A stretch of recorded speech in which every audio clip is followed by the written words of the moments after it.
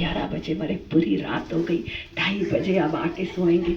अब रात की नींद तो रात की होती है, समय पे तो मरना चाहिए। और इतनी देर में ही माया महारानी ने पकड़ लिया और ये शमशान वैराग्य उड़ गया। बोलो कृष्ण कन्हैया लाल की जय। और एक होता है सच्चा वैराग्य।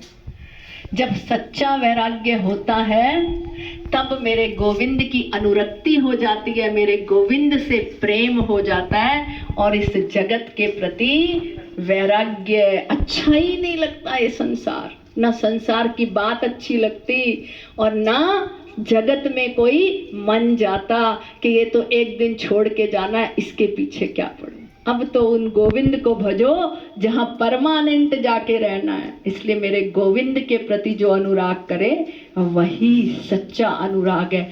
इसी को सन्यास कहते हैं, समन्यास। सम हो जाए और फिर तो जहाँ से ज्ञान मिले ले लेता है।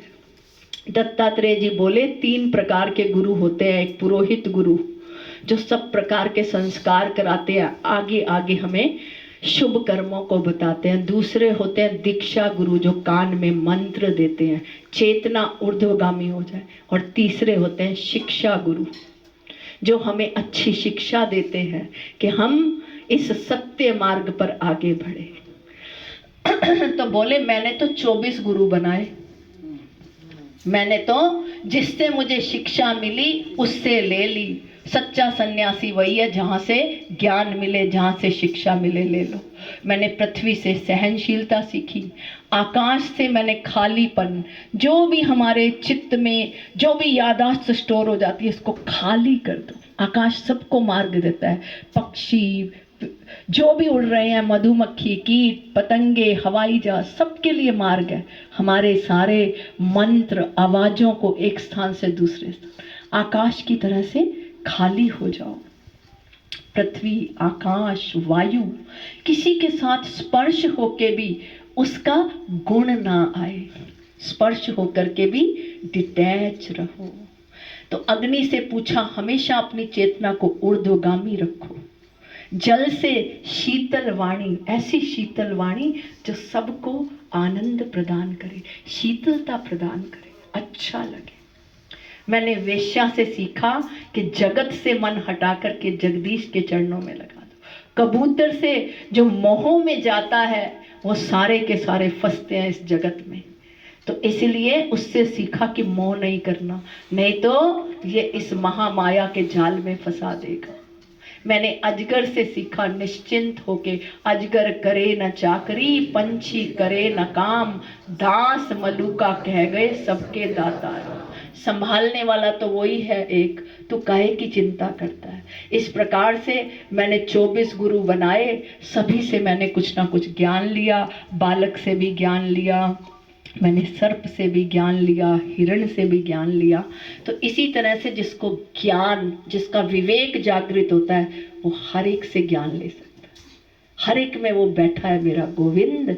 इसलिए समया भाव से कथा को प्रणाम करते हुए चलते हैं। अब सुखदेव जी कह रहे हैं कि पहले दिन की कथा में प्रवेश करते हैं कि तुम्हें जब जरासंध का मुकुट पहना था और मुकुट पहन करके तुम जंगल में गए तो तुमने शमीक मुनि के गले में मरा हुआ सर्प डाल दिया।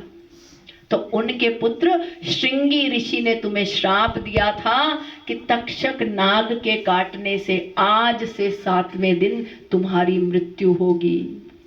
हर आत्मा परीक्षित है और परमात्मा जिस रूप में ज्ञान दे वो सुखदेव है और तक्षक नाग ही काल का रूप है। इन 7 में से किसी ना किसी दिन हमें भी जाना है।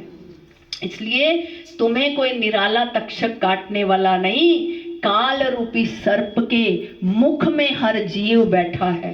कब वो मुख बंद कर दे पता नहीं, जो अंदर गई है सांस बाहर आएगी कि नहीं ये किसी को पता नहीं।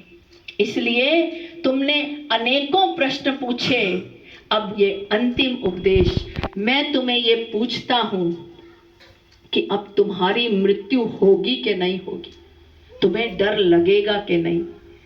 तो क्या कह रहे हैं राजा परीक्षित, कह रहे हैं मेरा जन्म ही नहीं होगा हुआ तो मेरी मृत्यु क्यों होगी।